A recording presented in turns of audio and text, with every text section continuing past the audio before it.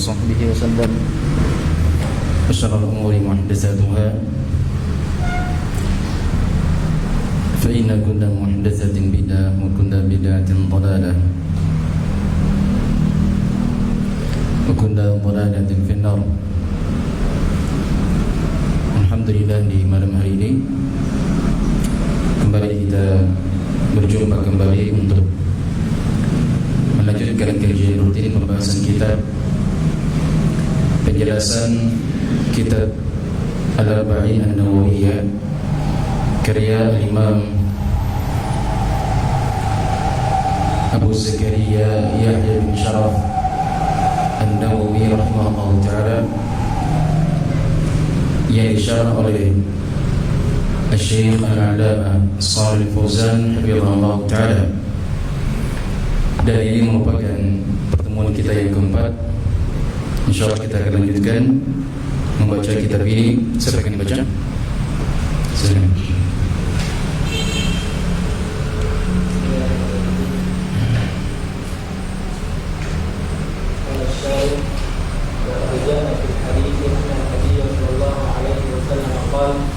إن أول الناس يقضى فيه يوم القيامة ثلاثة: رجل استشهد فأتي به فعرفه نعمه فعرفها فقال: وما علمت فيها؟ قال: قاتلت فيك حتى قتلت. قال: كذبت ولكنك قاتلت ليقال هو جديد. فقد قيل: ثم أمر به فيسحب على وجهه حتى ألقي في النار.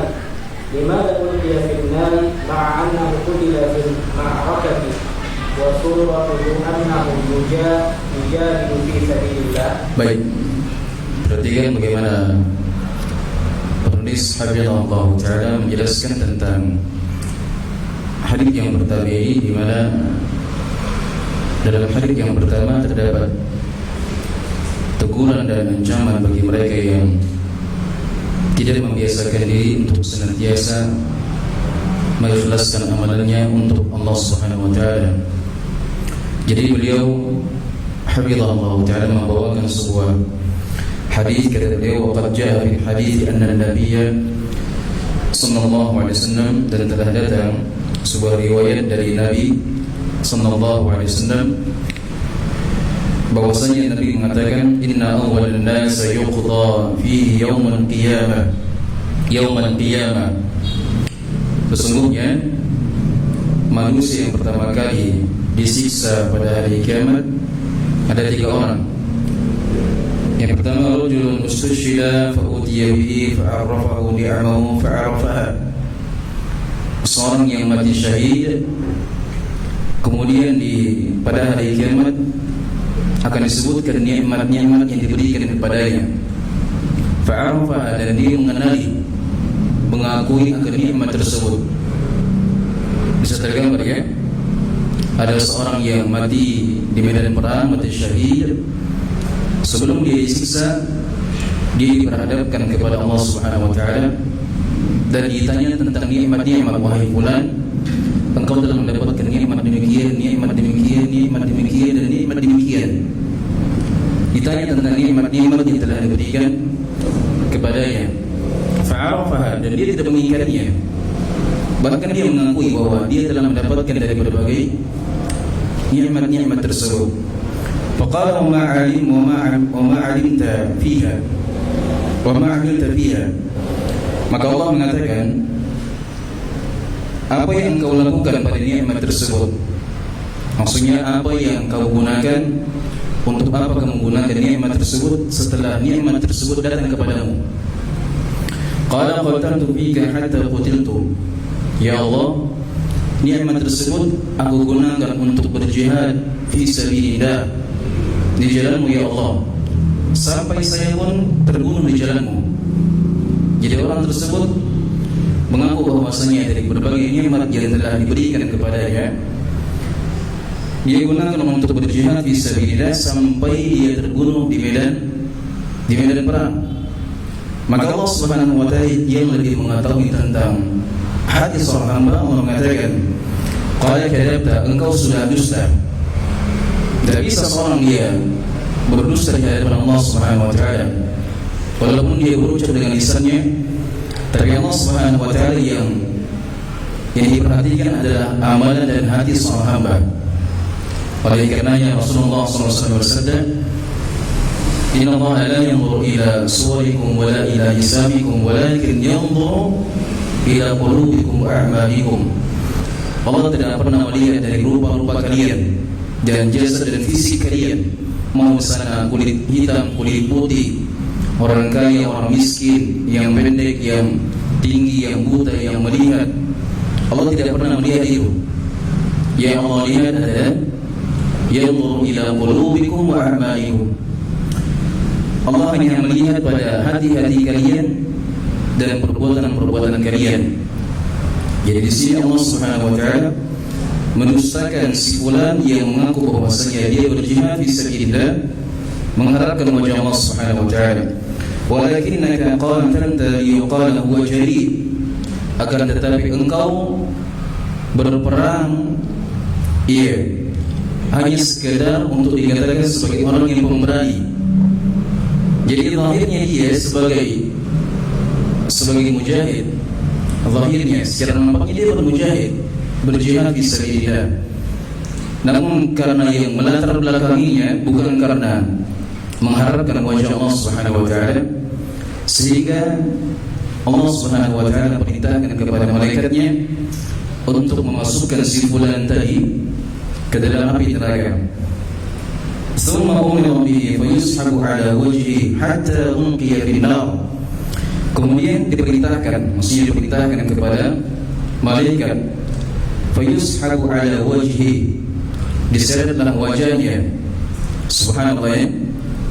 Jadi seorang yang berjihad tadi harus dia mendapatkan kemuliaan, pengampunan dosa, mendapatkan surga, malah dia mendapatkan kehinaan pada hari kiamat. Dicampakkan wajahnya, diseret wajahnya, dimasukkan ke dalam neraka jahanam. Dan saya sudah sebutkan kemarin ya, suatu faedah yang sangat mendalam dari hadis ini, bahwasanya seorang itu ketika dia mendapatkan kemudahan untuk melaksanakan dari amalan-amalan saleh, maka jangan dia merendahkan dari mereka-mereka yang belum dimudahkan mengerjakan amalan saleh. Jangan dia merendahkan dari mereka yang belum mengenal sunnah, belum mendapatkan hidayah. Mereka berjudi, mereka mimpikan, mereka meninggalkan salat, mereka berzina. Jangan direndahkan mereka. Sebab tidak seorang pun di antara kita ada yang mengetahui bagaimana dia wafatkan di akhir hidupnya. Seorang yang berjihad di jalan Allah Subhanahu wa Ta'ala harus dia mendapatkan keutamaan, kemuliaan. Malah dia orang yang pertama kali dimasukkan ke dalam neraka. Itulah kehidupan dunia yang sekalian, penuh dengan misteri. Seorang perempuan yang dia menghabiskan waktunya untuk berzina, namun ternyata ujung perkaranya dimasukkan ke dalam surga. Ada seorang lelaki yang pernah berjihad bersama Nabi Sallallahu Alaihi Wasallam, dihabiskan waktunya untuk ibadah. Di akhir wafatnya, di akhir kehidupannya dimasukkan ke dalam neraka. Kehidupan itu banyak misterinya. Makanya sekali lagi saya katakan bahwa hadis yang telah kita bacakan ini terdapat pelajaran yang sangat besar, bahwa jangan sekali-kali kita merendahkan dari mereka yang belum mengenal sunnah, yang laki-laki demikian, yang akhwat juga demikian. Ketika dia melihat saudarinya yang belum mengenakan jilbab sesuai dengan syar'i, jangan dia merendahkan. Barangkali mereka lebih mulia daripada kita. Di sini orang yang berjihad tadi harusnya dia mendapatkan surga, karena ini merupakan amalan yang sangat besar. Yang kata Rasulullah SAW, al-jihadu dzirwatu sanami Islam, sesungguhnya jihad merupakan amalan yang paling besar dalam agama Islam. Namun karena yang melatar belakangi jihadnya adalah liyuqala huwa jahid, hanya sekedar untuk dikatakan sebagai orang yang pemberani, maka dia pun apa? Dicampakkan wajahnya ke dalam api neraka. Kemudian dikatakan Bimada unqiya fi nar, kenapa dia dilemparkan dalam api neraka? Ma'annahu qutila fi ma'rakati wa suratuhu annahu yujahidu fi sabilillah.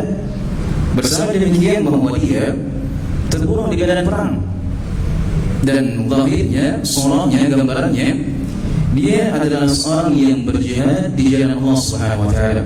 Namun sekali lagi Allah Subhanahu wa taala tidak pernah melihat seorang itu dia melakukan ini, tapi Allah yang diperhatikan oleh Allah Subhanahu wa taala apa yang melatar belakanginya ketika dia mengerjakan suatu amalan saleh. Baik.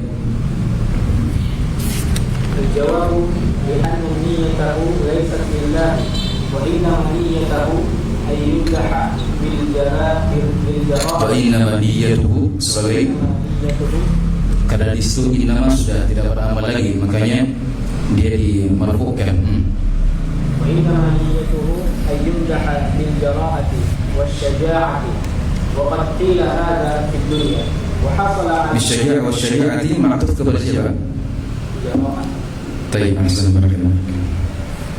وقد قيل هذا في Jadi bedakannya sudah belajar bahasa Arab semua ini sebagiannya. Baik, bedakan antara huruf ataf waw dan huruf ataf yang lainnya. Khusus untuk huruf ataf waw itu kembali kepada yang pertama, ma'tufnya kepada yang paling pertama. Berbeda dengan huruf ataf yang lainnya seperti fa dan thumma, maka ini ma'tufnya kepada aqrabil madhkur, kepada yang paling dekat. Sebagai contoh, jaa Zaidun wa Ahmad, jaa Zaidun wa Ahmad wa Amr wa Ali. Ali yang paling terakhir disebutkan itu ma'tuf kepada yang pertama, itu Zaid. Tapi kalau dibahasakan jaa Zaidun fa Amrun fa Khalidun fa Aliyun, maka Ali sini ma'tufnya kepada yang paling dekatnya, ma'tuf kepada Khalid. Itu perbedaan dari sisi bahasa ketika digunakan waw dan huruf ataf yang lainnya. وقد قيل هذا في الدنيا وحصل على ما قصد من مدح الناس له فليس له في الآخرة عند الله شيء والله لا يظلم الناس شيئا. Jawabannya bahwasanya si bulan tadi niatnya bukan karena Allah Subhanahu wa taala, yang melatar belakanginya bukan karena Allah, tapi karena apa? Wa innama niyyatuhu an yumdaha bil jara'ati wasyaja'ah.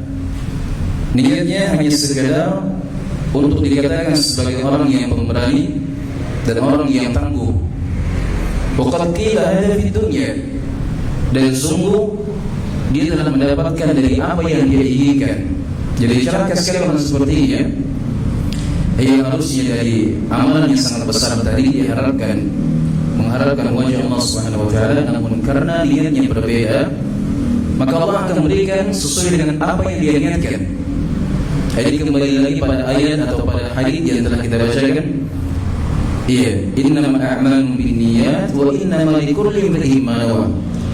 Seorang hamba itu pasti akan mendapatkan sesuai dari apa yang dia niatkan, baik buruk.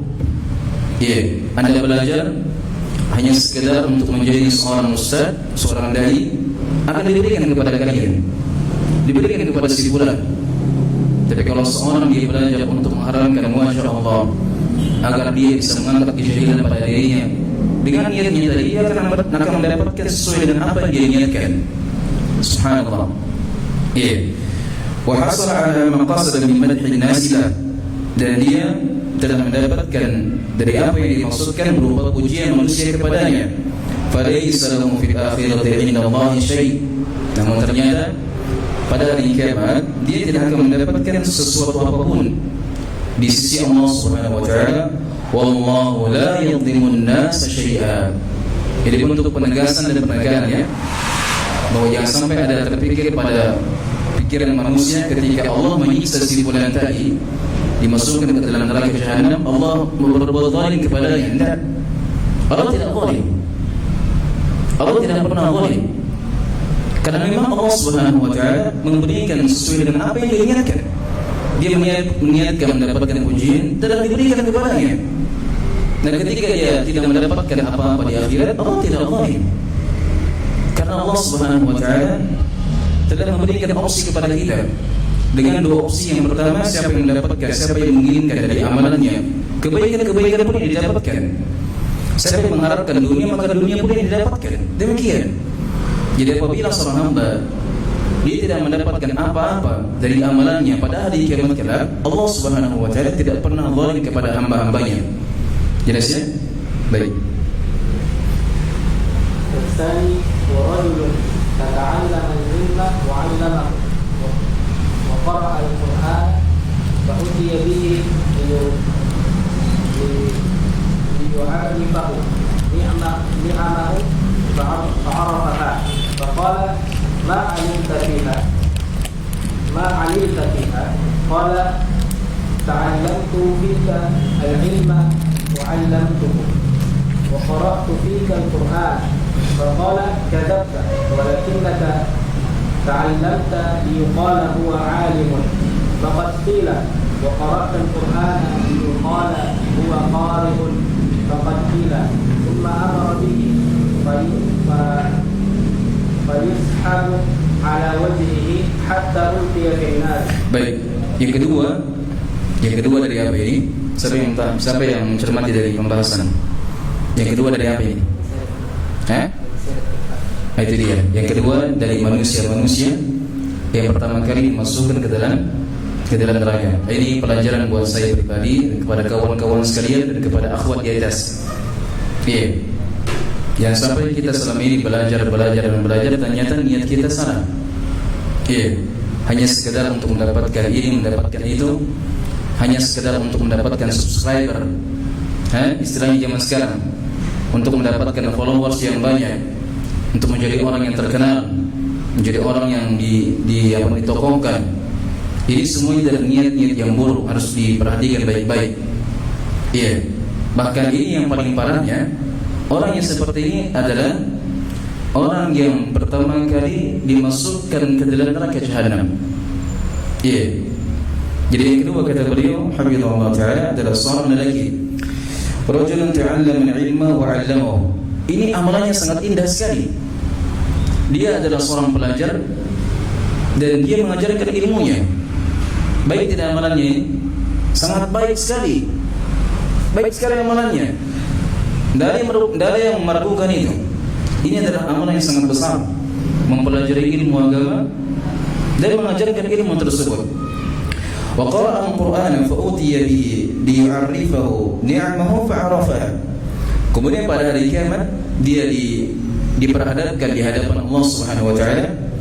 Kemudian liyu'arrifahu ni'amahu. Allah tanya tentang nikmat-nikmatnya. Wahai fulan, engkau telah mendapatkan nikmat ini dan itu, mendapatkan nikmat ini, mendapatkan nikmat ini. Ditanya tentang nikmat. Fa'arafaha, dan dia mengakui nikmat tersebut.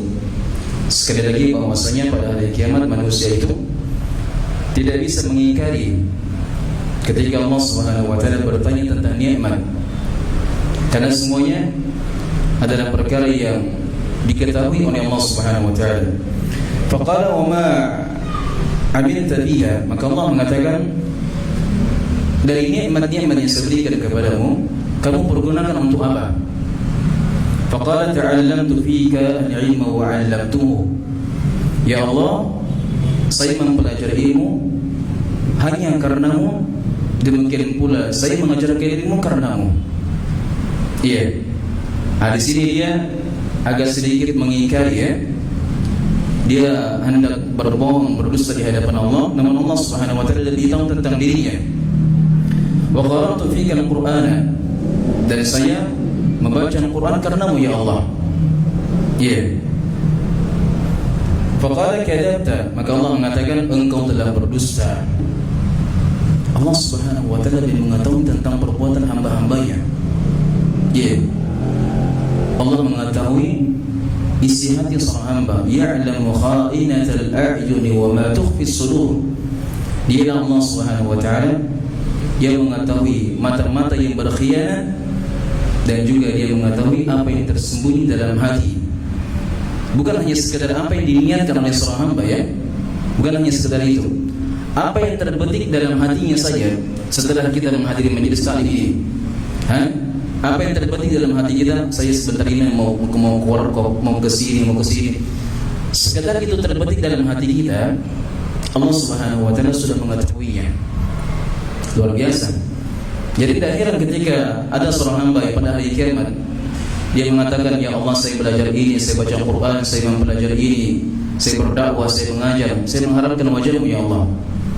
Ketika itu semuanya tidak sesuai dari apa yang Allah lihat, maka Allah Subhanahu wa taala mengatakan, kadzabta, engkau telah dusta.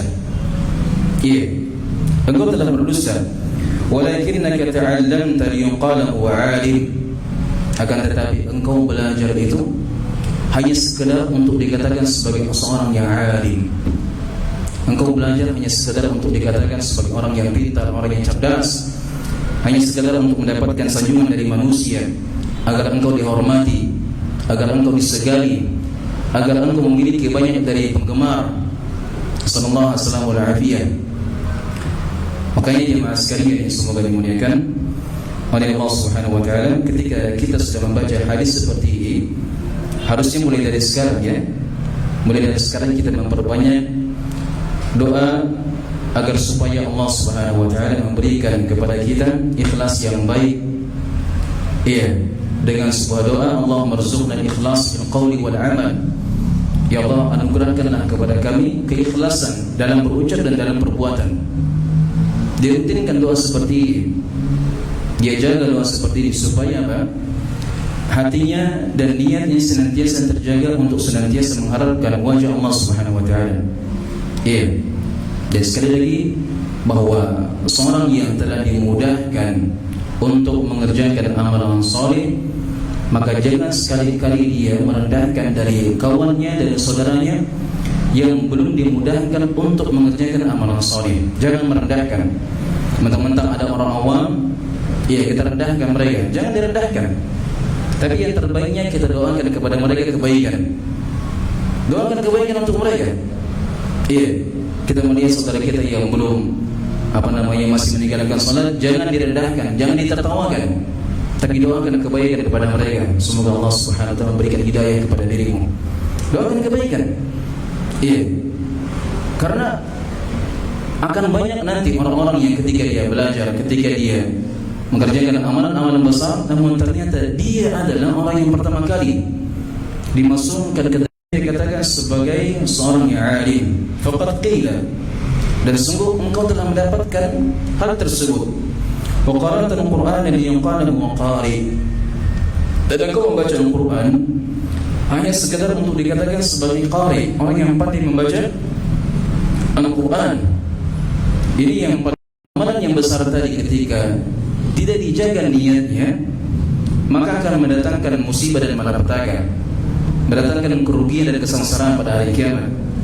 Iya, kita sudah diperintahkan untuk membaca Al-Quran, untuk menuntut ilmu agama, namun ternyata ketika niatnya tidak dijaga, maka kemuliaan bukan kemuliaan yang didapatkan, tapi kehinaan dan kesengsaraan pada hari kiamat yang didapatkan.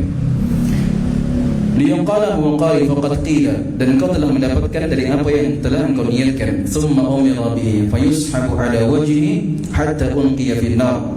Kemudian diperintahkan kepada siapa? Kepada malaikat. Fayushabu ala wajhihi, diseret wajahnya. Tidak dilemparkan, dari seret wajahnya sebagai bentuk penghinaan kepadanya. Iya. Padahal dari amalannya sangat besar ya. Amalannya sangat besar. Tapi Allah Subhanahu wa taala menghinakan orang tersebut karena niatnya tidak bagus. Diseret wajahnya, dimasukkan ke dalam neraka. Lanjut, wa hadza billah. وهذا مما يوجب لطالب العلم أن يخلص نيته لله عز وجل في طلب العلم فلا يكون قصده الترفع أو الوظيفة الدنيوية وتحصيل الخطام بعلمه وتعليمه، وإنما يكون قصده لله عز وجل، لأن تعلم العلم وتعليمه من أجل الأعمال من أجل الأعمال. Apa artinya أجل؟ طيب.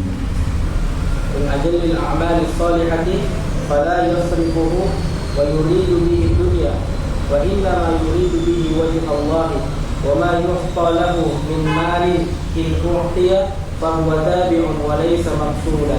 Ini dia Masya Allah, pembahasan sangat menarik disebutkan oleh penulis Hafizahullah Ta'ala bahwasanya kata beliau, وهذا مما يوجب لطالب العلم أن يخلص نيته لله عز وجل.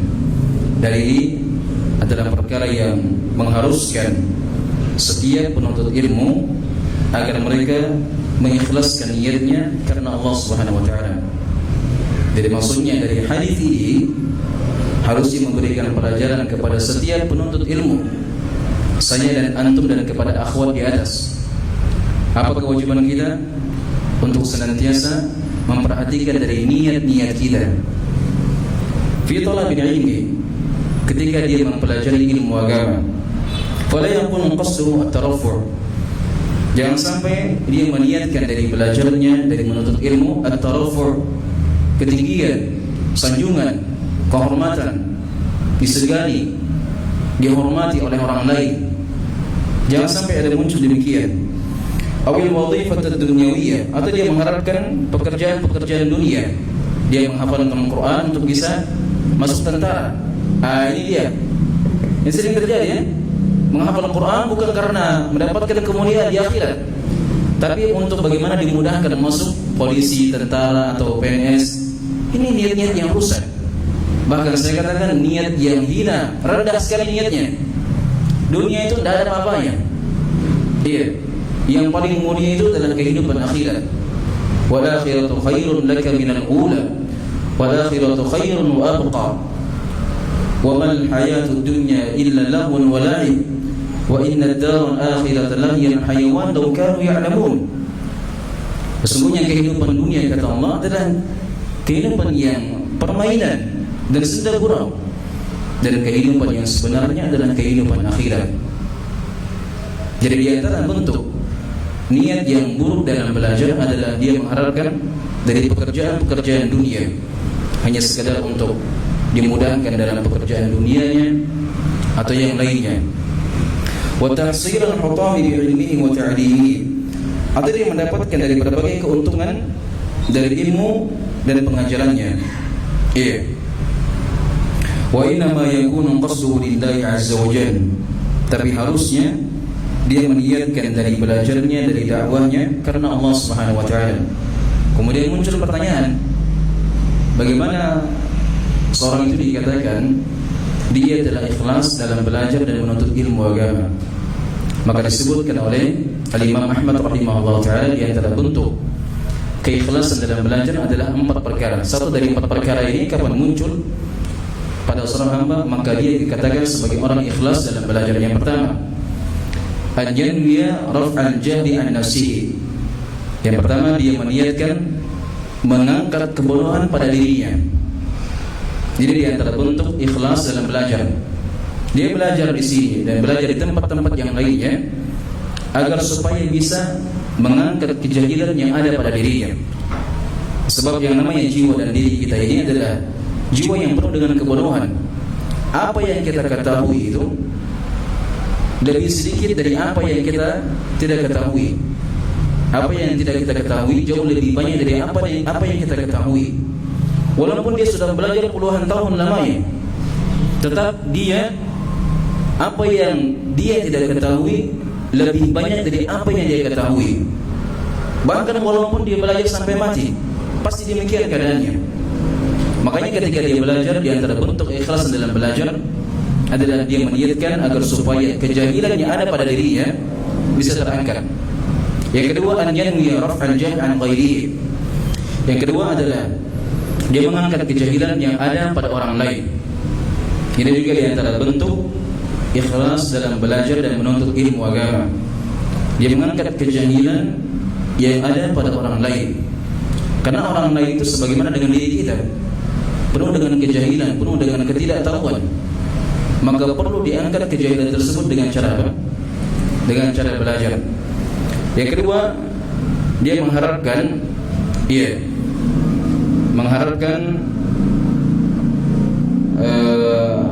intinya ada 4 ya. Saya lupa disebutkan dalam kitab. Khulasah Ta'zimul Ilmi, silakan dicek dalam karya tulis Syekh Shalih Al-Utsaimin hafizahullah taala dalam kitab beliau Khulasah Ta'zimul Ilmi. Beliau menukilkan ucapan Imam Ahmad rahimahullah taala di antara bentuk keikhlasan dalam belajar. Intinya dua perkara tadi telah kita sebutkan. Untuk dua yang lainnya silahkan dilihat ke kitabnya, dan insyaallah taala kita akan sebutkan pada pertemuan berikutnya. Baik. Jadi intinya bahwa dalam belajar itu seorang harus melatih dirinya untuk bagaimana niatnya tersebut senantiasa mengharapkan wajah Allah Subhanahu wa taala. Baik, kemudian kata beliau, "Li'anna ta'allum al-'ilmi wa ta'limahu min ajli al-a'mal as-salihah fala yasrifu wa yuridu bihi ad-dunya."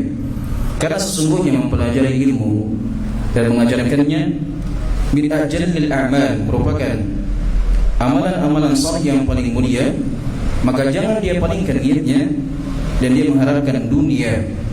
Iya. Wa inna ma yuridu bihi wajha Allah. Tapi dia mengharapkan wajahnya Allah Subhanahu wa taala. Wa ma yu'ta lahu min malin aw u'tiya fa huwa tabi'un wa laysa maqsudan. Dan apa yang diberikan kepadanya dari perkara-perkara dunia, iya, maka itu sifatnya tabi, pengikut saja, bukan menjadi dasarnya ketika dia belajar. Apa maksudnya dari ucapan beliau hafizahullah taala? Maksudnya ketika Anda belajar, kemudian setelah Anda belajar dan Anda sudah memperhatikan niat Anda belajar mengharapkan agar supaya kejahilan yang ada pada diri Anda bisa terangkat. Sudah benar niat Anda, namun pada niat yang baik tadi Anda mendapatkan dari perkara-perkara dunia. Anda dipuji oleh orang lain, Anda disegani oleh orang lain, dihormati oleh orang lain, atau mempunyai penggemar yang sangat banyak. Jadi kan dari perkara-perkara dunia. Maka ini kata beliau adalah perkara yang tidak jadi masalah selama niatnya masih benar dan masih baik. Yang tercela itu kalau ketika dia belajar memang pada dasarnya dia tidak belajar kecuali untuk mendapatkan dari perkara-perkara dunia, hanya sekedar untuk menjadi seorang ustaz saja. Jangan. Dia belajar itu hanya untuk mengangkat kejahilan pada dirinya dari kejahilan pada orang lain. Ketika niatnya sudah baik dan dia mendapatkan dunia, maka tidak jadi masalah. Sama halnya ketika dia berdakwah, dia mengharapkan agar supaya dalam dakwahnya agar orang lain bisa mendapatkan hidayah, mendapatkan petunjuk, mendapatkan ilmu agama. Setelah dia mendapatkan upah, mendapatkan sanjungan, mendapatkan yang lain dari perkara dunia, maka tidak jadi masalah. Iya, tidak jadi masalah. Jelasnya, bahkan ini kata para ulama sama sekali tidak mengurangi keikhlasannya. Ketika dia telah benar niatnya, kemudian dia mendapatkan perkara dunia, maka ini tidak mengurangi keikhlasannya sama sekali. Jelasnya? Baik.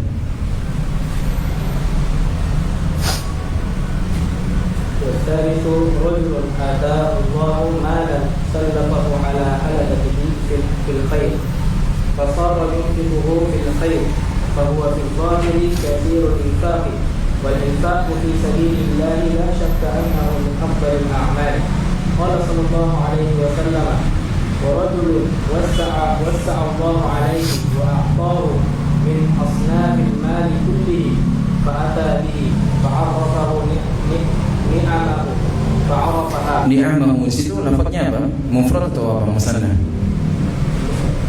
Mufrad atau musanna? Sudah itu tabi Pak Ansar.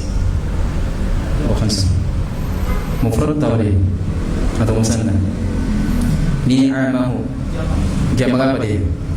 Jamak taksir. Hati-hati. Saya sering membuat jebakan-jebakan. Antum terjebak sudah. Kena jebakan saya.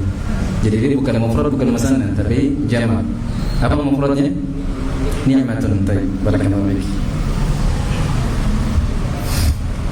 Faqala ma 'alimta fiha? Qala ma taraktu min sabil tuhibba ayyunfaqa fiha illa anfaqtu fiha laka. Qala kadhabta walakinnaka fa'alta dhalika liqala huwa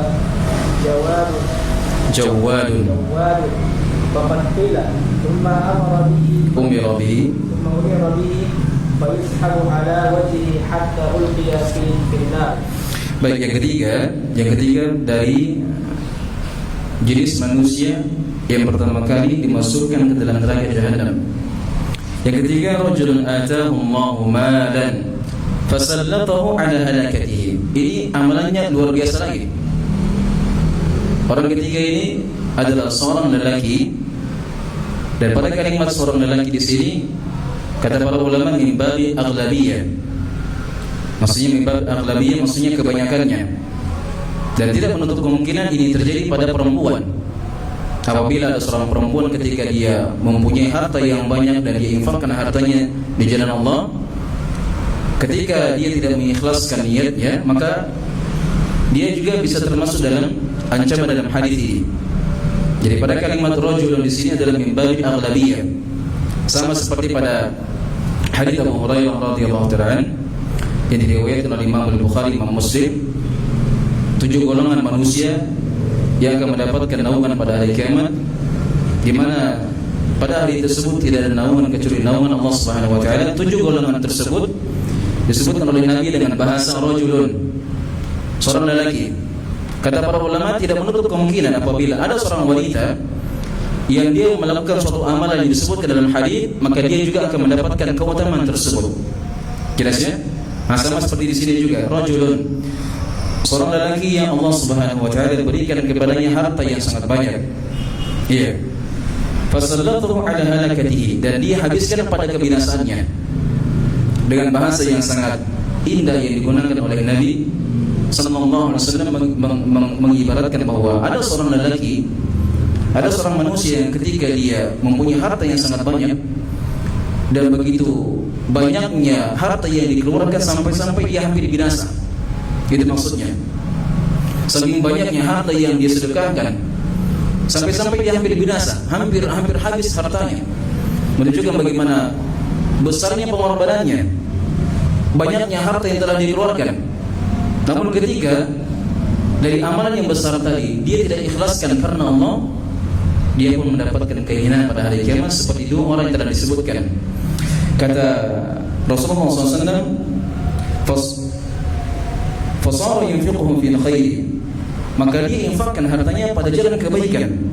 Fa huwa fil zahiri kathirul infaq, dan pada zahirnya dia adalah seorang yang lelaki banyak bersedekah.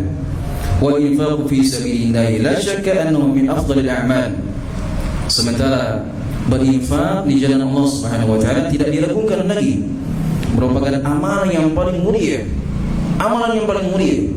Anda punya harta, punya kelebihan harta, orang yang kaya, punya banyak harta, punya banyak aset, punya banyak uang, Anda sedekahkan harta Anda di jalan Allah Subhanahu wa taala, tidak diragukan. Ini merupakan amalan yang sangat mulia. Namun ketika tidak diiringi dengan ikhlas, maka akan sia-sia. Faqala Nabi sallallahu alaihi wasallam, rajulun wasa'ahu Allah alaihi. Maka Nabi sallallahu alaihi wasallam mengatakan, seorang lelaki ya Allah Subhanahu wa taala lapangkan padanya harta. Dia lapangkan hartanya. Seperti keadaannya siapa ini? Artis-artis zaman sekarang. Sudah artis YouTuber lagi, luar biasa itu. Mereka kalau bicara uang M itu kayak bicara uang 500.000. Iya kan? Kalau mereka bicara uang MM itu kayak bicara uang 500.000. Saya beli rumah ini 12M, saya beli ini 13M, saya beli ini 5M. Enak sekali diucapkan kalimat miliar itu. Ini orang-orang yang telah dibukakan harta kepadanya. Kita ini untuk mengumpulkan berjuta-juta setengah mati. Mereka untuk uang miliaran itu luar biasa hebatnya. Iya. Ada juga sebagian orang yang punya banyak harta, separuh dari hartanya disedekahkan jalan Allah Subhanahu wa taala. Seperti Umar bin Khattab radhiyallahu taala, separuh dari hartanya disedekahkan di jalan Allah Subhanahu wa taala. Yang paling hebatnya adalah Abu Bakar radhiyallahu anhu. Ketika dia mendapatkan keluasan harta, maka semua hartanya disedekahkan di jalan Allah Subhanahu wa taala. Dan dipastikan dua sahabat yang mulia ini ketika mereka mensedekahkan hartanya bukan karena tarafur, bukan karena perkara dunia, tapi mengharapkan keutamaan dari Allah Subhanahu wa taala. Maka mereka menjadi orang yang paling terdepan dalam umat ini. Ada di antara kita yang pernah mensedekahkan semua hartanya? Biasa kita pikir-pikir dulu. uang di kantong 500.000, iya 500.000 semuanya. Jarang ada di antara kita. Tapi bagaimana para sahabat di zaman masa dahulu? Mereka berani menginfakkan semua hartanya. Saking herannya, saking menakjubkannya apa yang disedekahkan oleh Abu Bakar radhiyallahu ta'ala, banyak sekali harta yang dibawa. Nabi SAW sampai bertanya kepada Abu Bakar, "Ya Abu Bakrin, ma tarakta li ahlak, li ahdik?" Wahai Abu Bakar, apa yang kau tinggalkan untuk keluargamu? Banyak sekali ini harta. Taraktu lahumullah wa rasuluh. Aku tinggalkan untuk keluarga saya Rasulullah, Allah dan Rasulnya. Besarnya tawakalnya itu Abu Bakar. Habis semua hartanya, habis. Yang beliau tinggalkan untuk keluarganya, Allah dan Rasulnya. Subhanallah. Ini pelajaran besar ya. Pelajaran besar bagaimana pengorbanan sahabat yang mulia Abu Bakar radhiyallahu ta'ala, bahwa ternyata surga itu didapatkan dengan cara pengorbanan. Sudahkah kita berkorban sebagaimana pengorbanan para sahabat? Kita ini pengorbanan kita belum ada apa-apanya. Iya. Pengorbanan kita belum ada apa-apanya. Belajar seadanya. Kalau hujan rintik-rintik sedikit, air hujan. Ada di sing, ya kan? Atau ada panas-panas sedikit, tapi akbar, udah panas sih. Juga ini capek. Sudah, tinggal ini tidak belajar. Ya kan? Itu pengorbanan kita. Sudah pengorbanannya kecil, tapi luar biasa luar biasa. Iya, kita berkor-kor di mana-mana. Padahal pengorbanannya baru sedikit. Itu pun sudah di-update, sudah dibikinkan status. Bikin ini, subhanallah. Ya ikhwan. Iya. Amalan besar itu akan semakin bagus, akan semakin indah jika disembunyikan. Biarkan Allah Subhanahu wa ta'ala yang mengetahuinya. Jangan biarkan orang lain mengetahuinya. Iya. Coba lihat bagaimana 3 orang manusia ini harusnya mereka mendapatkan dari berbagai keutamaan, namun karena niatnya rusak, Allah Subhanahu wa ta'ala berikan kepada mereka apa yang pantas bagi mereka. Sallallahu alaihi wasallam. Baik, kata beliau, Rasulullah SAW mengatakan, "Warajulun wasa'ahu Allah fa'atahu min asnafil mali kullih." Seorang lelaki yang Allah Subhanahu wa ta'ala luaskan baginya harta dan dia menginfakkan harta-hartanya semuanya. Fa'utiya bihi fa'arafahu ni'amahu fa'arafaha. Maka pada hari kiamat dia diperhadapkan di hadapan Allah dan dikenalkan kepadanya tentang nikmat-nikmat, fa'arafaha, dan dia mengakui akan nikmat-nikmat tersebut. Faqala wa ma'amilta fiha. Maka Allah mengatakan, apa yang kau perbuat dari nikmat tersebut? Qala ma taraktu fi sabilin tuhibbu an yunfaqa fiha. Ya Allah, dia mencoba untuk berdusta di hadapan Allah, mencoba untuk mengelak, padahal Allah lebih tahu tentang perbuatannya.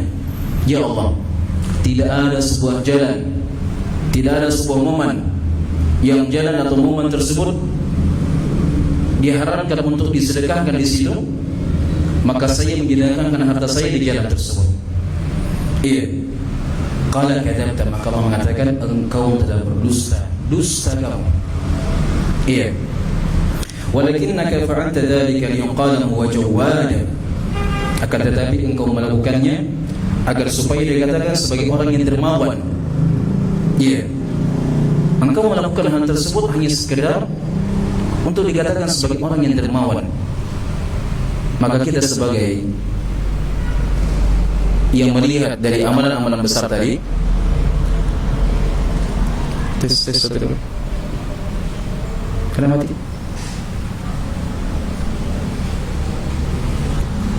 Tes.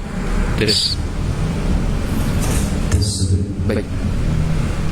Ketika kita melihat dari kawan-kawan kita yang dimudahkan untuk mengerjakan amalan-amalan besar sebagai bentuk kecintaan kita kepada mereka, jangan kita malah merendahkan mereka. Itu tidak ikhlas gitu. Itu dia bersedekah dengan hartanya tidak ikhlas gitu. Tapi doakan mereka, semoga Allah Subhanahu wa ta'ala berikan keikhlasan kepada mereka. Antum kalau lihat ada sebagian orang yang kaya kemudian dia gemar bersedekah, jangan dikatakan ini tidak ikhlas, tapi bantu dia untuk ikhlas. Doakan dia, semoga Allah Subhanahu wa ta'ala menjaga niatnya, semoga Allah Subhanahu wa ta'ala memberikan kepada dia keikhlasan. Demikian. Sama juga ketika kita melihat ada seorang penuntut ilmu, Jangan malah dikatakan ini tali-tali kan gayanya orang. Baik sekali gaya di media sosial. Tali-tali kan untungnya orang. Baik untung gayana. Status tidak bikin. Jangan. Tapi doakan semoga Allah Subhanahu wa taala memberikan keikhlasan kepadanya. Ini antum pahami sudah ini. Demikianlah sikap yang benar. Iya, ketika kita melihat ada kawan-kawan kita dimudahkan untuk mengerjakan amalan-amalan besar. Baik. Kemudian dikatakan di sini, "Tsumma umira bihi fayushabu ala wajhihi hatta ulqiya fin nar." Kemudian dikatakan kepadanya, diperintahkan kepadanya diseret dalam wajahnya hatta sampai dimasukkan ke dalam neraka jahanam. فإذا كانت هذه الأعمال الجاهلية تذهب هدرا. جاهلية جليلة. أعمال الجليلة تذهب هدرا. Seperti hadaran. Hadaran. Ini namanya. Mohon maaf.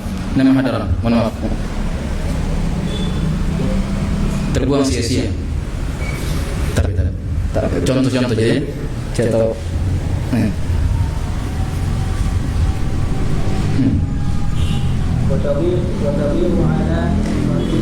Inilah maksudnya tuh. Namanya belajar itu memang harus di depan para guru. Sebab ada suatu kalimat-kalimat, ada sebuah ungkapan yang tidak bisa dijelaskan dengan kata-kata. Harus dipraktekkan baru orang mengerti. Mungkin kalau saya terjemahkan kalimat hadaran di sini terbuang sia-sia. Bagaimana contohnya? Ini kan mungkin antum masih ngambang. Tapi kalau saya berikan contohnya akan tergambar jelas. Jelas ya? Demikian belajar itu memang harus di hadapan guru supaya dia lebih paham, supaya ilmu yang didapatkan sempurna, tidak setengah-setengah. Iya. Fadhi'u ala sahibiha yawmal qiyamati nadharan bi niyyati ashabiha wa su'i qasdihim wa ghayruha wa su'i qasdihim wa ghayruha min al-a'mali min babi awla. Fa hadha mimma يؤكد على المسلم أن يخلص نيته لله عز وجل عندما يقوم بعمل من الأعمال الصالحة من صلاة وصيام وحج وعمرة وصدقة وطلب للعلم والتعليم وأمر بالمعروف والنهي عن المنكر ودعوة إلى الله عز وجل وغير ذلك فينبغي أن يراقب نيته ويتذكر نيته في كل عمل يعمله بأن يخلصه لله. Baik, kata beliau, فإذا كانت هذه الأعمال الجليلة تذهب هدرا وتضيع على صاحبها. Apabila dari amalan-amalan yang mulia tadi dia akan hadaran, akan menjadi sesuatu yang hina, akan terbuang sia-sia. Wa tadhi'u 'ala sahibiha, dan akan menjadi sia-sia dan tidak berguna untuk pelakunya pada hari kiamat, karena melihat kepada niatnya dan akan buruknya maksud dan tujuannya. Fa ghairuha min al-a'mali min babi aula. Maka selain daripada amalan-amalan tadi harus lebih dijaga lagi niat. Kalau amalan besar tadi yang harusnya seorang pelakunya mendapatkan keutamaan apabila niat benar, maka tentunya dari amalan-amalan yang lain lagi lebih dijaga niatnya. Demikian maksudnya. Jelas ya? Fahada mimma yu'akkidu 'ala al-muslim, dan ini di antara perkara-perkara yang menekankan untuk seorang muslim agar dia senantiasa mengikhlaskan niatnya untuk Allah Subhanahu wa taala azza wa jalla. Indama yaqumu bi'amali min a'mali salihah. Ketika dia menegakkan dari suatu amalan dari amalan-amalan salih. Iya, makanya nasihat saya juga kepada kawan-kawan sekalian ya, jangan kita latah. Jangan kita latah dengan kebiasaan dari kawan-kawan yang sering mengumbar amalannya di media sosial. Belajar dia foto bukunya. Jangan, ini tinggalkan hal seperti ini. Tidak ada manfaatnya pada hari kiamat. Sudah cukup Anda belajar, biar Allah yang tahu. Ketika Anda ingin pergi terlebih akbar, foto dulu motor sudah di dekat masjid ini. Jangan, biarkan Allah yang tahu. Ustaz si fulan demikian, jangan ikuti si fulan, jangan latar. Iya. Jangan ketika melihat ada orang melakukan demikian kita ikut melakukannya. Ini ketika seorang hamba telah mendengarkan hadis seperti ini, harusnya ada pengamalannya. 3 orang tadi yang harusnya mendapatkan surga, mendapatkan dari berbagai kemuliaan dari Allah, namun dia mendapatkan kebalikannya. Justru orang yang ketiga tadi adalah orang yang pertama kali dimasukkan ke dalam neraka jahanam. Terbalik keadaannya. Iya. Makanya kita itu dalam melakukan amalan salih dijaga niat. Hal-hal yang bisa mengurangi keikhlasan ditinggalkan. Hal-hal yang bisa mengurangi keikhlasan ditinggalkan. Bagaimanapun bentuknya ditinggalkan. Iya. Min salatin wa siyamin, dari salat, dari puasa dan haji dan umrah. Karena ini sebagian kawan-kawannya, sebagian kawan-kawan sudah kenal sunnah. Ketika pergi umrah, dia keluarkan uangnya habis-habisan, 28 juta, 30 juta, sampai di kau cepet. Jangan. Ini perbuatannya orang awam. Kalau seandainya itu terjadi pada orang awam, kita tidak heran. Sebab yang namanya orang awam demikian keadaan mereka, karena kejahilan mereka sehingga membuat mereka terjerumus pada apa? Hal-hal tersebut. Kita sebagai orang yang telah mengenal sunnah, biarkan itu semuanya Allah yang mengetahuinya. Ketika kita haji, umrah, sudah berapa biaya yang telah kita keluarkan, pengorbanan yang telah kita keluarkan untuk melaksanakan haji atau umrah, kemudian kita biarkan begitu saja. Tapi Ustaz, saya ingin bikin kenang-kenangan. Oke, bikin foto, tapi jangan disebarkan. Biarkan Anda simpan di histori saja. Setelah Anda pulang, Anda perlihatkan kepada anak dan kepada istri, ini saya kemarin saya di sini. Sudah, biarkan keluarga yang tahu saja. Tapi jangan disebarkan di media sosial. Jelas ya? Tapi ini bukan juga bukan orang di sini aja, orang di luar saya maksud itu. Orang di luar itu, bukan di sini. Insyaallah di sini baik-baik semua ini. Dari di sini, insyaallah ya. Insyaallah dari di sini ya. Orang di luar saya maksud itu.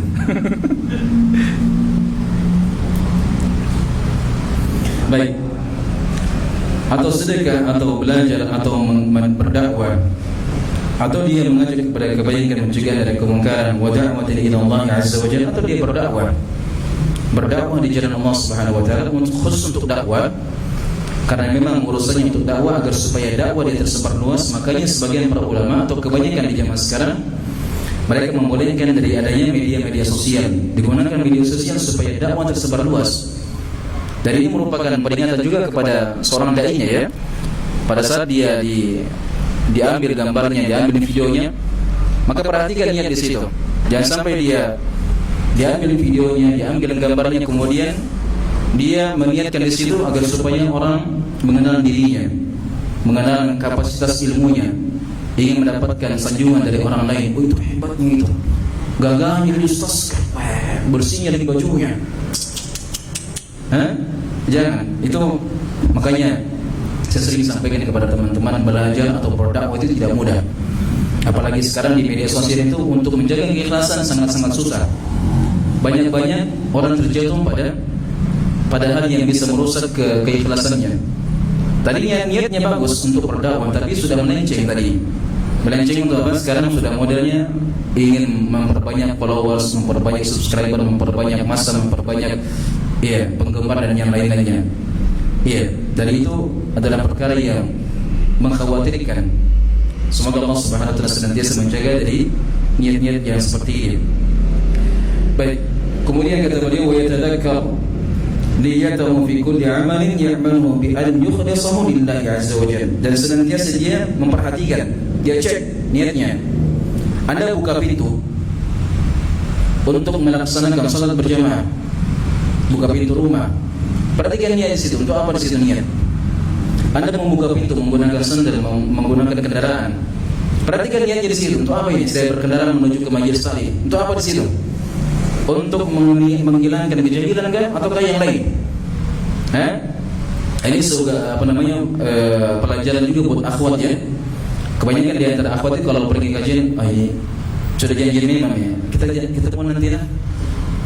Jadi mereka datang ke majelis ilmu hanya sekedar untuk reunian saja, bukan untuk mengangkat kejahilan. Jelas ya? Ini lagi-lagi bukan akhwat di atas ya. Akhwat di luar saya maksud ini. Bukan akhwat di sini. Akhwat di sini insyaallah bagus semua. Jelas ya? Ada nanti tersinggung semua andai. Jadi maksudnya demikianlah fenomena yang sering kita lihat ya. Setiap kali seorang itu dia melakukan suatu amalan, dia perhatikan niatnya. Wa yatrudu an nafsihi ar-riya. ويطرد عن نفسه الرياء لأن الإنسان بشر يعرض له الرياء وحب المدح حب الثناء فعليه أن يبذل هذا القصد إذا طرأ عليه ويخلص نيته لله عز وجل. ويطرد عن نفسه الرياء, maka dia usir pada dirinya dari segala bentuk riya tadi. Bagaimana cara mengusirnya? Ustaz, ini ria, ingin dipuji, selalu muncul tiba-tiba. Bagaimana cara dia mengusirnya? Segera dia berdoa kepada Allah, ya Allah, jauhkanlah saya dari segala niat-niat yang buruk. Dia berdoa di situ. Paham sini maksudnya? Bagaimana cara mengusir dari ria-ria tadi? Dia segera berdoa agar diberikan keikhlasan, dijaga niatnya, dijauhkan dari segala ria, sum'ah dan yang lainnya. Dia insana basyarun, karena yang namanya insan, manusia memang manusia demikian keadaan dan tabiatnya. Ya'ridu lahu riya wa hubbil madhi, kadang dia mencintai yang namanya pujian dan sanjungan. Itu tabiatnya manusia ya. Tabiatnya manusia, tidak ustaz, tidak yang mendengarkan, tidak siapapun itu. Tabiatnya manusia itu senang dipuji. Ketika muncul hal seperti itu, segera dihilangkan dengan memperbanyak doa agar Allah Subhanahu wa taala menjaga niatnya, diberikan keikhlasan.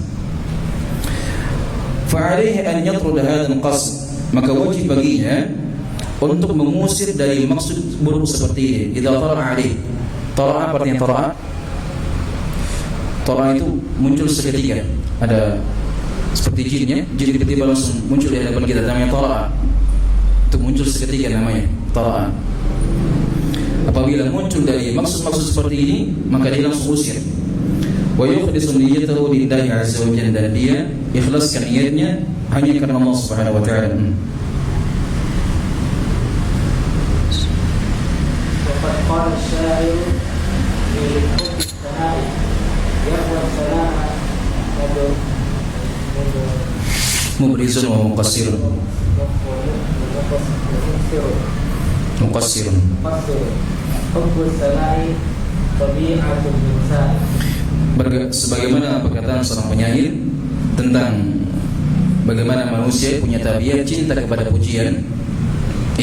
Dan saya tidak mengatakan saya adalah orang yang tidak suka dengan pujian. Namanya kita bagi manusia biasa senang untuk dipuji. Tidak saya dan tidak yang lainnya. Tadi itu memang sifatnya manusia, senang untuk dipuji. Tapi ketika dia melakukan suatu amalan yang muncul maksud-maksud seperti ini, ingin dipuji, ingin disanjung, segera dia usir dari maksud-maksud tersebut. Yang wasana mubrizun wa muqassirun, sesungguhnya pujian itu ingin dipuji, yahwa akan terbang kepada orang yang mubriz, orang yang unggul, orang yang pintar, orang yang cerdas, wa muqassirun, dan kepada orang yang tidak pintar, orang yang bodoh. Maksudnya yang namanya pujian tersebut menimpa orang yang pintar, orang yang bodoh. Cinta kepada pujian. Kenapa? Hubbus sana'i tabi'atul insani. Cinta kepada pujian adalah merupakan tabiat dari manusia. Al-insanu bashar ya'ridu lahu hadzal qasd min hubbil madhi wa hubbil thana'i fa'alayhi an yatrudahu wa yatakhallasa minhu wa yukhlisa niyyatahu lillahi 'azza wa jalla. Thumma innahu sallallahu alaihi wasallam dzakara mithalan عمليا بهذا الحديث فقد مثل بالهجرة والهجرة هي الانتقال من بلد الكفر إلى بلد الإسلام فرارا بالدين فهي من أفضل الأعمال وهي قرينة الجهاد في سبيل الله قال تعالى. ثم إنه Summa innahu sallallahu alaihi wasallam dzakara misalan amaliyan. Kemudian setelah Nabi memberikan sebuah kata kunci bahwa seorang hamba itu akan mendapatkan sesuai dengan apa yang dia niatkan. Setelah itu Nabi SAW menyebutkan tentang contohnya. Dan contoh yang disebutkan oleh Nabi SAW adalah bentuknya taqribul afham, mendekatkan kepada pemahaman. Jadi di antara metode dakwah dan pendidikan Nabi SAW kepada para sahabat dan kepada umat ini, seringkali Nabi SAW memberikan sebuah pernyataan yang sifatnya memberikan hukum atas suatu perkara. Setelah perkara tersebut dijelaskan dari hukumnya, maka biasanya Nabi SAW memberikan sebuah perumpamaan agar lebih mudah dipahami. Sama seperti di sini, ketika Nabi SAW memberikan sebuah kata kunci bahwa setiap seorang hamba itu pasti akan mendapatkan sesuai dari apa yang dia niatkan. Setelah itu Nabi berikan contohnya supaya lebih dipahami lagi. Apa contohnya? Tentang hijrah. Faqad matsala bil hijrati, dan Nabi memberikan contoh dengan hijrah. Apa itu hijrah? Wal hijratu hiya al-intiqal min baladil kufri ila baladil islami firaran bid-din. Hijrah itu ini penggunaan dasarnya ya. Hijrah penggunaan dasarnya adalah seperti apa yang disebutkan oleh penulis Hafizahullah Ta'ala, bahwa berpindahnya seorang dari negeri kekafiran menuju negeri Islam untuk menyelamatkan agamanya. Itu yang dimaksud dengan hijrah ketika disebutkan dalam kitab-kitab akidah atau kitab-kitab para ulama. Adapun hijrah yang disebutkan oleh orang-orang belakangan, iya, maksudnya mereka hijrah telah mengenal sunnah. Ini kan penggunaan belakangan, iya. Dan memang hal tersebut sudah ada disampaikan oleh Nabi SAW. Kata beliau dalam hadis Abdullah bin Amr bin As radhiyallahu anhu, Nabi mengatakan, wal muhajiru man hajara amman Allahu anhu. Orang yang berhijrah itu adalah orang yang meninggalkan apa yang dilarang oleh Allah Subhanahu wa taala. Apakah kata di hadis ini, ulama-ulama belakangan atau manusia belakangan mereka menggunakan hijrah untuk orang yang telah mengenal sunnah. Kamu sudah hijrah, maksudnya sudah mengenal sunnah, jelas ya? Tapi kalau untuk penggunaan orang-orang terdahulu, hijrah itu selalu maknanya demikian, berpindahnya seorang dari negeri kekufuran menuju negeri Islam untuk menyelamatkan agamanya. Dan hijrah ini tidak terbatas ketika seorang berada di negeri kafir, tidak terbatas pada hal tersebut. Juga berlaku pada seorang yang ketika dia berada dalam sebuah lingkungan, berada dalam sebuah keluarga, dan dia tidak bisa menampakkan sunnah di situ, maka disunahkan baginya juga untuk menyelamatkan agamanya. Contoh sederhana, ketika Anda hidup di sebuah lingkungan, di lingkungan tersebut Anda tidak bisa menampakkan sunnah, bahkan ketika Anda menampakkan sunnah selalu dicela, selalu diancam untuk dibunuh, selalu dikecilkan, maka di situ juga Anda disyariatkan untuk berhijrah, cari sebuah lingkungan yang membuat Anda bisa nyaman dengan sunnah, bisa menampakkan sunnah. Atau Anda hidup di sebuah keluarga yang menentang Anda, iya, Anda tidak bisa menampakkan sunnah di situ. Setiap kali Anda menampakkan sunnah selalu diancam dengan pembunuhan, maka disunahkan bagi Anda untuk hijrah, tinggalkan. Iya, jelas ya? Jadi hijrah tersebut berlaku pada orang yang seperti ini. Ketika dia hidup dalam sebuah lingkungan yang dia tidak bisa menyelamatkan, dia tidak bisa menampakkan sunnah, maka orang seperti ini juga dianjurkan untuk hijrah untuk menyelamatkan agamanya.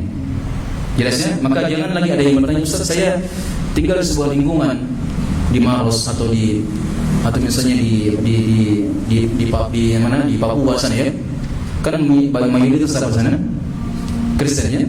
Itu ketika dia tidak mampu untuk menampakkan sunnah, padahal dia cinta dengan sunnah dan dia telah mengenal sunnah, maka dianjurkan baginya untuk berhijrah, mencari lingkungan yang mudah baginya menampakkan sunnah.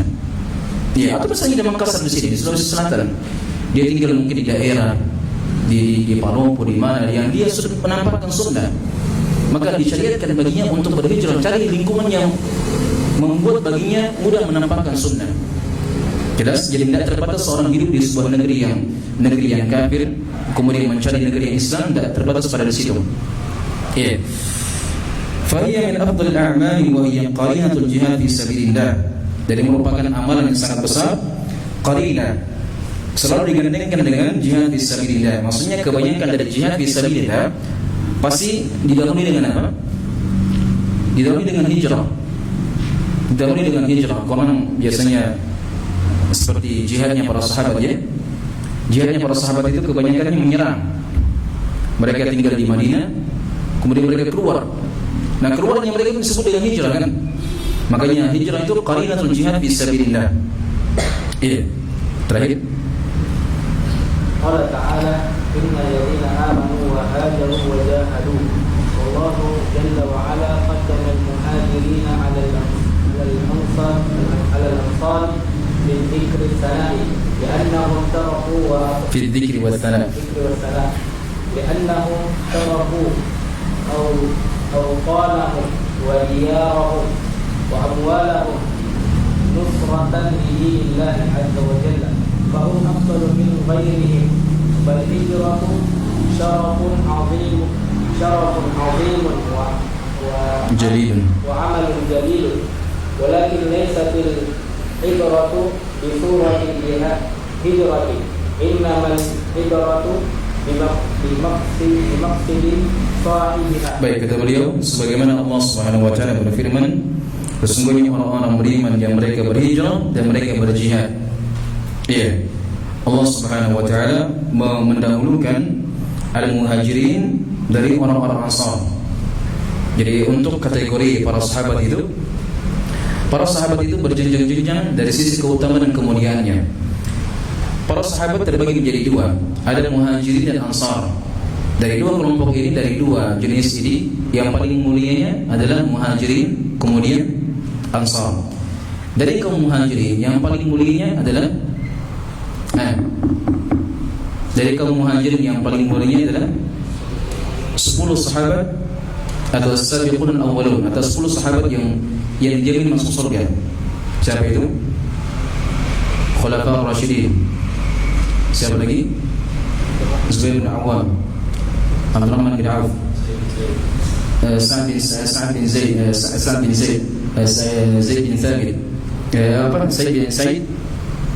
siapa?